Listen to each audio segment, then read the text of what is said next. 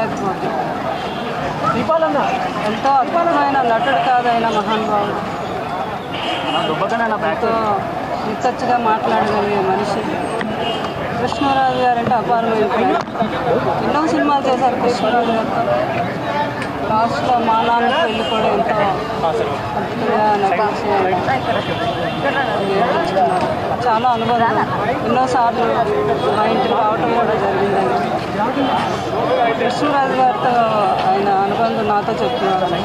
అప్పుడు నేను ఎన్నో సినిమాలు యాక్ట్ చేస్తున్నాను. కృష్ణరాజు గారు నా సినిమాలో యాక్ట్ చేయాలని చెప్పారు.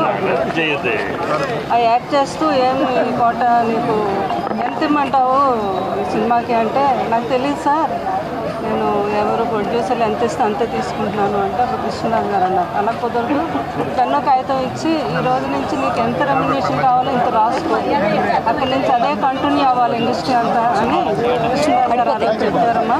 ఆ రోజు నుంచి నేను అలా కంటిన్యూ అయిపోయిన. అంత మంచి గొప్ప వ్యక్తి అయినా అంత సపోర్ట్ ఇచ్చారు నాకు అని చెప్పడం జరిగింది.